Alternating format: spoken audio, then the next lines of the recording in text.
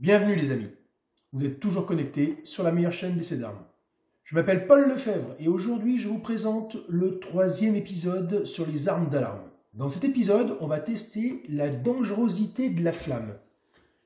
Quelle est la dangerosité de déflagration de la flamme d'une arme d'alarme? Et on essaiera aussi de creuser un petit peu plus dans ces munitions, d'essayer de comprendre un petit peu plus de quoi elles sont constituées. Qu'est-ce qu'il y a à l'intérieur?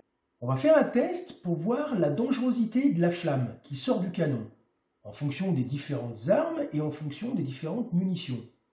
Pour ça, on va utiliser une plaque en polystyrène et on va placer les canons de chaque arme à distance strictement identique et on va pouvoir comparer ainsi les différents dégâts qu'on crée sur une plaque de polystyrène. Ça permettra de voir la dangerosité de la flamme et la force avec laquelle la flamme sort de chaque canon. Pour ce test, j'ai pris une plaque de polystyrène d'épaisseur 40 mm et je vais tirer avec tous les pistolets les uns derrière les autres pour voir un petit peu les dégâts qu'on obtient. Ce test va nous permettre de savoir les différentes portées des armes d'alarme qu'on va tester. On va commencer ces tests avec la Titan.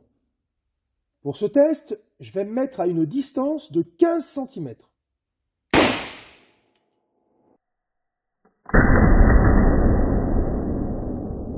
Avec le Kimar, on a obtenu une perforation de 16 mm de profondeur, maximum. On va tester avec le 92 École.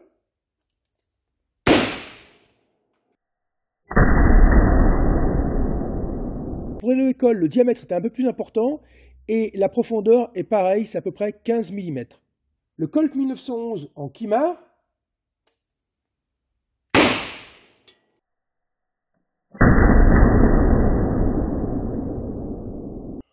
Pour le Colt 1911 en Kimar, on est arrivé à 11 mm de profondeur. On va tester le Colt 1911 de marque Umarek cette fois-ci. «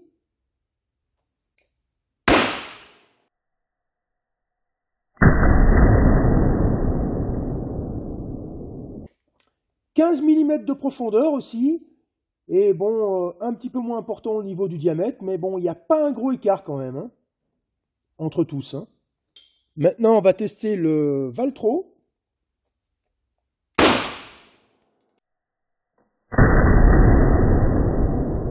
En fait, le Valtro, c'est un peu dur à regarder comme ça la profondeur. Alors, il suffit de tourner la plaque et on se rend compte en fait qu'il a traversé, quoi, hein, parce que là, c'est vraiment ouvert. Hein. Et en fait, par la même occasion, on se rend compte qu'il n'y a que le Colt 1911 Kimar qui avait aussi un peu traversé. En tout cas, qui a endommagé la plaque suffisamment pour qu'on voit l'autre côté. On peut aisément dire que ces deux-là, c'est les plus performants. Le Valtro et le Colt 1911 Kimar. Et celui-ci serait, le Valtro serait d'ailleurs un petit peu au-dessus du Kimar. Hein. Maintenant, on va essayer de reculer un petit peu, de se mettre à 20 cm et de comparer les deux. Toujours avec la même munition, la Titan. Donc toujours avec la Titan, à cette fois-ci par contre 20 cm. Avec le Valtro.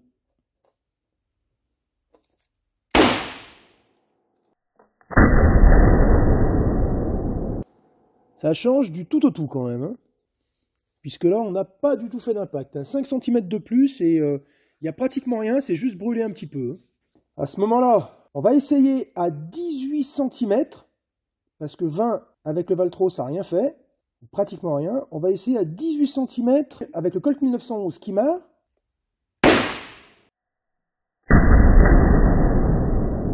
Donc là avec le Colt Kimar 1911, on a quand même défoncé l'autre côté, hein. Sans vraiment traverser, ça a quand même défoncé, hein, 18 cm. Hein. Maintenant, avec le Valtro à 18 cm,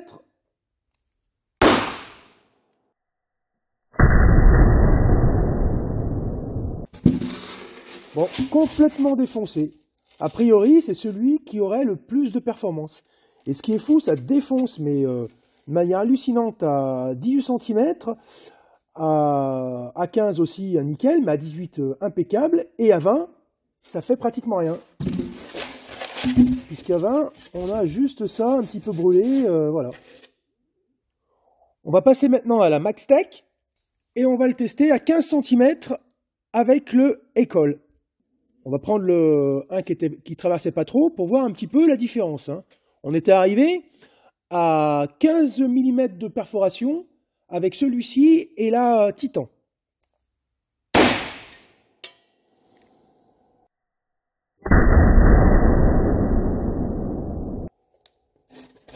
Eh ben, a priori, ça n'a rien à voir, hein. Ça semble beaucoup moins puissant que la Titan. Alors pour en avoir le cœur net, je vais refaire le test que j'ai déjà fait. Hein, donc là, c'était le Eicol 92 avec la Titan, qui avait pénétré de 15 mm et qui avait fait quand même une belle fleur, hein, dans le polystyrène. Et là, c'est toujours le Eicol 92 à la même distance, 15 cm, et avec la Maxtex. Et là, ça a à peine brûlé sur le dessus, quoi. A priori, bon, on fera d'autres tests derrière, mais a priori, il y aurait une puissance supérieure à la Titan. Mais on va refaire le test pour en avoir le cœur net. Bon, là, c'est une Titan.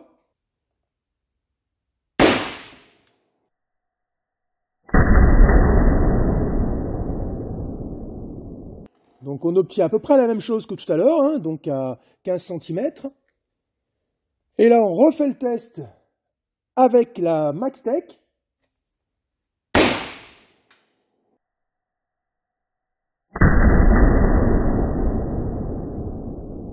Il y a une petite variation, voilà, parce qu'il va y avoir quand même des variations de poudre, mais on retombe carrément dans les résultats qu'on a eus tout à l'heure, hein, dans les premiers tests. Hein. Donc a priori, la Maxtec, elle est moins puissante que la Titan. Parce qu'avec la même arme, la Titan fait ça, la Maxtec fait ça. Donc on peut dire qu'il n'y a pratiquement aucune pénétration, alors que là, il y a une pénétration de 15 mm. Hein. Par curiosité, on va essayer la Super Flash, juste pour voir s'il y a une flamme vraiment plus importante. Après la flamme, est-ce que ça représente vraiment la puissance, hein? Mais on verra ça sur d'autres tests hein, après derrière. Hein. En tout cas, ça en donne l'impression. Hein.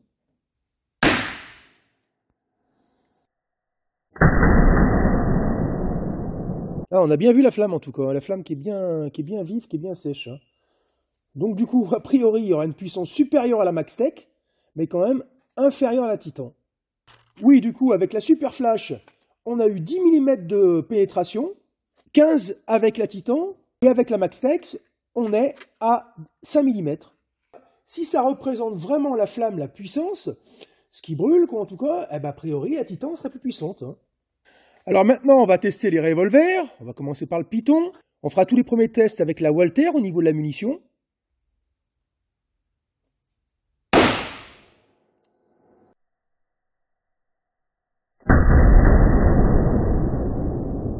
Voilà, par rapport à ce principe d'entrefer. Donc là, du coup, on a eu les moins bons résultats jusqu'à présent. Hein. Parce que là, c'est pas la peine de regarder la pénétration. Hein. Il n'y a rien. Hein. On va tester maintenant le rhum, toujours la même munition, la Walther. A priori, on devrait avoir une performance supérieure, vu qu'on a un entrefer quand même qui est beaucoup plus petit. On va voir ce que ça va donner.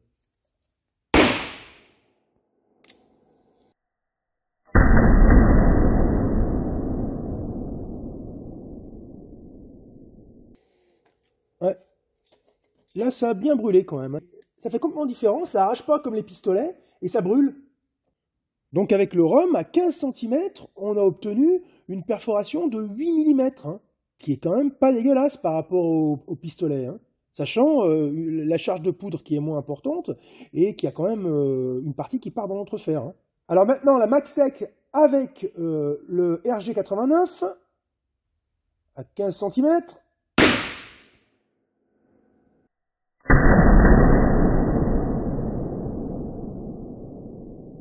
Ah, c'est fou, hein, je suis carrément ébloui par la flamme, là, cette fois-ci. Il y a vraiment une projection de poudre hein, qui se passe. Hein.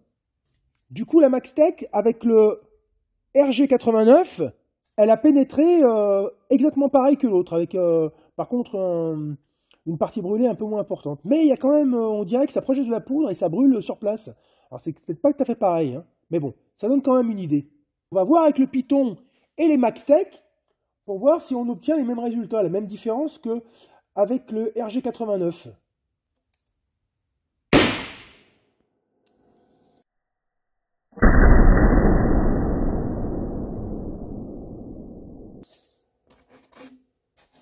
Ouais, c'est à peu près pareil. Hein. L'amplitude est un peu moins importante, mais par contre, voilà, ça a brûlé un petit peu quand même. Hein.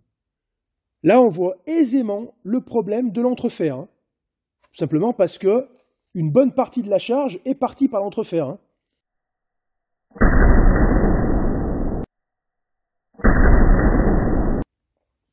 Alors que là, ça n'a pas été le cas. Voilà. Avec exactement les mêmes munitions. Hein. C'est quand même assez flagrant. Hein. Là, ça a même à peine déformé. Hein. Je vais faire un nouveau test pour tester la puissance, c'est-à-dire même la dangerosité que peut avoir une arme d'alarme à bout portant, sur une plaque de placoplâtre de 13 mm et quasi à bout portant. Alors, je ne vais pas tout à fait le faire à bout portant parce que je flippe ma race. Ça me paraît peut-être un peu dangereux, un retour de flamme ou quoi que ce soit, ou je peux peut-être casser quelque chose. Donc je vais le faire à 10 mm, donc quasi à bout portant. Donc c'est la Walther avec le RG89. Je prends une cale de 10.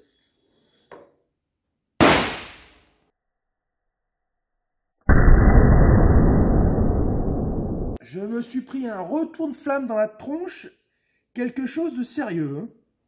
Bon, là, ça n'a pas fait grand-chose. Ça a juste brûlé. Maintenant, je vais faire avec la Mastec.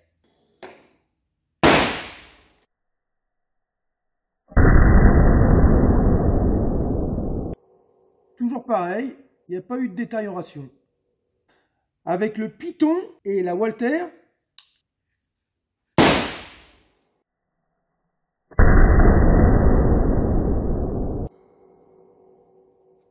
le Python et la Maxtec,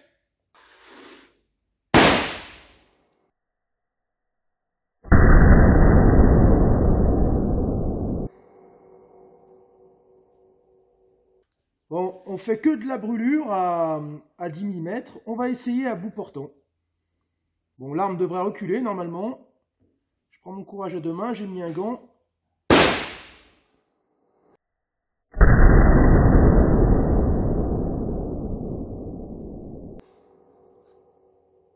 Là, c'était avec la Walther. Je vais tirer la Maxtec à bout portant.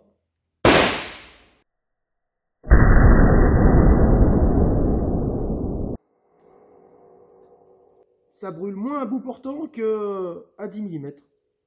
Je vais voir si j'ai le même résultat avec le RG89.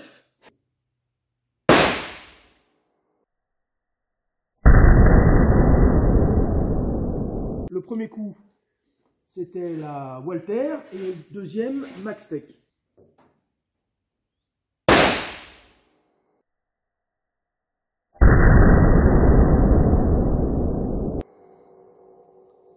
La Maxtec, elle pète plus apparemment.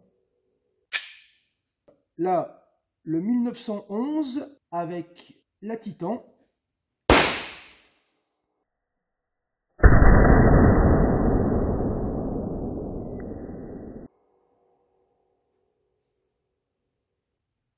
Le 1911 avec la Maxtec.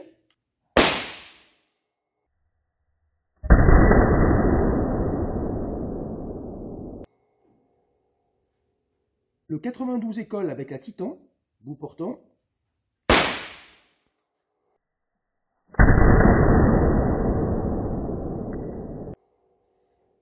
Le 92 école avec la Maxtec, à bout portant.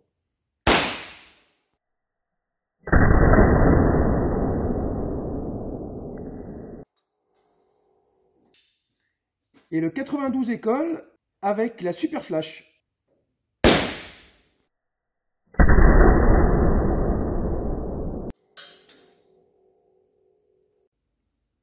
Alors voilà de plus près les résultats. Avec le RG89, avec les Walther, là on est à 10 mm, donc il y a une brûlure. Rien de très important non plus. Une bonne petite brûlure quand même. Et ensuite voilà à bout portant, toujours avec le RG89. Là on a senti un petit arrachement quand même du papier, donc une puissance un peu supérieure. Mais rien de trop significatif non plus. Un petit peu mieux, mais bon, voilà. Juste un petit peu mieux. Maintenant toujours le RG89 à 10 mm. On a l'impression que la brûlure est un petit peu plus importante qu'avec la Walther. Et le RG89 à bout portant. Et là, ça a défoncé un petit peu quand même. Hein. On sent que la puissance est passée un petit peu mieux. Le Python avec la Walther a fait une brûlure beaucoup moins importante que le RG89, à 10 mm. Et le Python avec la Walther à bout portant a fait pratiquement pareil. Tout simplement à cause de l'entrefer, et toute la puissance est partie sur le côté. Hein, donc ça n'a pas changé grand-chose. contrairement au RG89. Le Python avec la Maxtex à 10 mm, la brûlure est un peu plus importante qu'avec la Walther. On sent que la Maxtex, on a l'impression qu'elle a quand même plus de puissance. Hein. Et le Python avec la Maxtex à bout portant. Ça ne change pas grand-chose. Du même acabit qu'avec la Walther, la puissance part par l'entrefer. Avec le 1911 Kimar et la Titan à 10 mm, c'est clair, la brûlure est beaucoup plus importante qu'avec les deux revolvers. On sent bien une différence de puissance par rapport au revolver, il n'y a pas photo. À bout portant, bon, il n'y a pas de commune mesure. Hein. On est à 2,5 mm de profondeur au niveau du placo. Hein. Ça a vraiment arraché le placo, ça fait un trou dedans. Hein.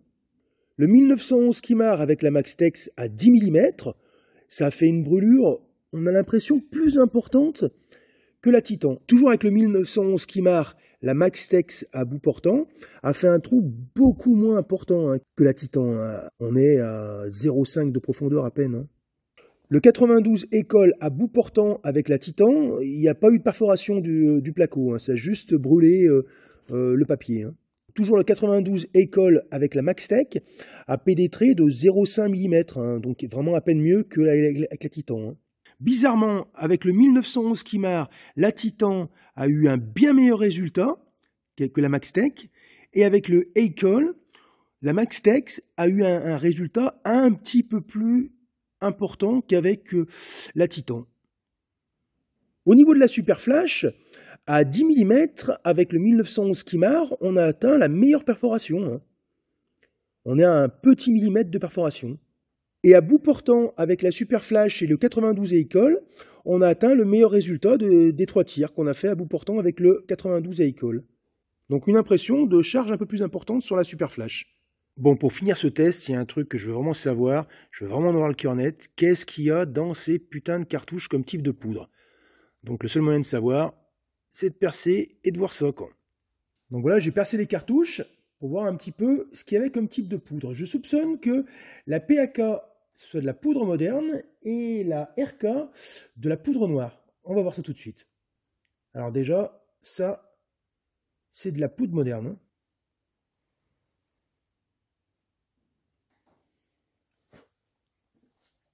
Voilà, poudre moderne. Son aspect, comme elle brûle, c'est clair, c'est de la poudre moderne. Maintenant, on va regarder la Titan. J'imagine que c'est aussi de la poudre moderne. Au niveau de l'aspect, il n'y a pas d'équivoque. Poudre moderne. On va prendre la Walther, que j'ai percée aussi. C'était un peu plus compliqué pour les RK. Ah, on dirait aussi de la poudre moderne, par contre, c'est pas la même. Hein. Il y a une autre poudre dedans. Il y a une sorte de talc. C'est pas de la poudre noire, hein. Non, c'est pas de la poudre noire. Je voulais en avoir le cœur net, parce qu'il y en a quelques-unes des cartouches à blanc qui ont de la poudre noire, mais pas celle-ci. Vous avez vu, il y a eu 2 combustions.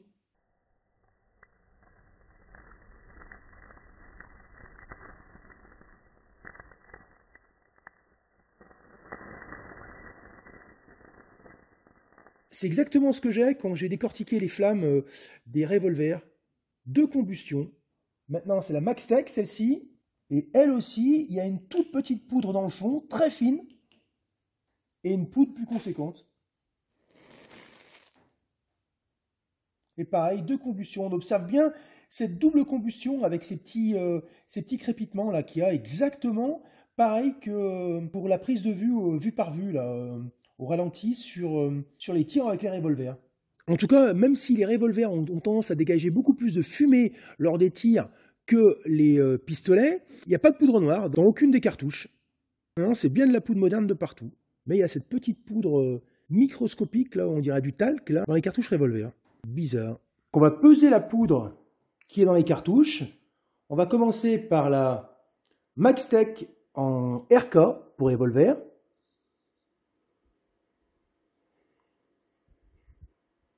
Avec cette petite poudre fine qui est dans le fond. Hein.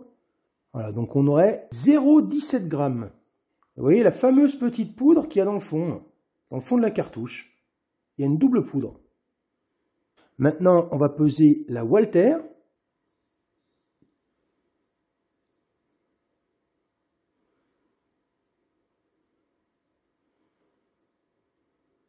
Il y aurait légèrement plus de poudre, 0,18 g. Toujours cette petite poudre là, dans le fond. On va peser la Titan en PAK.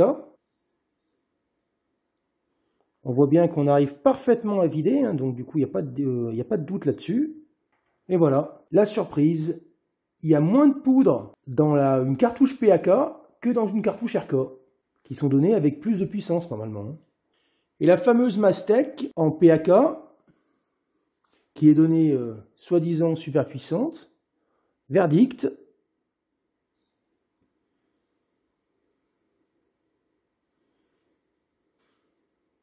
Bon, bah, quelque chose près, c'est exactement pareil que la Titan. Hein.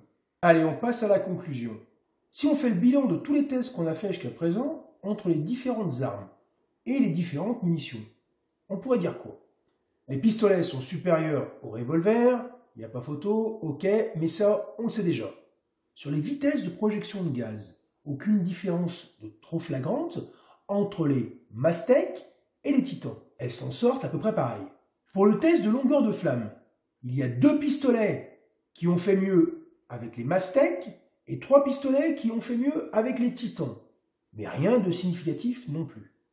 Par contre, pour les essais sur les dégâts causés par la déflagration des munitions qui sortent du canon, ce qui représenterait peut-être plus la puissance réelle, la Titan a une supériorité assez claire à la Mastec, sur le polystyrène comme sur le placo. Donc a priori, la Titan devrait être supérieure, ce qui va définitivement mettre en évidence s'il y a une réelle différence entre les deux munitions, c'est le test avec le lanceur. Et on aura alors le verdict définitif dans le prochain épisode. Mais on ne va pas enterrer trop vite la Super Flash. Hein. Elle a eu une flamme de 45 cm avec le Beretta 92 Kimar, et avec le Beretta 92 Kimar, les 2 autres munitions ont fait bien moins bien que la Super Flash. Puis, la Super Flash, en vitesse de projection de gaz, a été aussi bonne que les 2 autres munitions, sans forcément être meilleure. Mais elle a été au moins aussi bonne. Sur le polystyrène, la Super Flash a été meilleure que la Mastec et un petit peu en dessous de la Titan. Mais elle a été la meilleure de toutes sur le placo. Il faut vraiment les essayer avec le lanceur. Par rapport aux armes, qu'est-ce qu'on peut dire aussi? Que sur les pistolets, celui qui se détache un peu plus des autres serait le Valtro. Il a le record de vitesse de projection de gaz avec moins de 0,1 seconde pour parcourir 2 mètres, le record de longueur de flamme avec 46 cm, le record de perforation dans le polystyrène. C'est sûrement lié à la longueur du canon, car plus le canon est court et plus la munition est proche de la sortie du canon. Pour info, le Colt 1911 Kimar a une longueur de canon de 120 mm.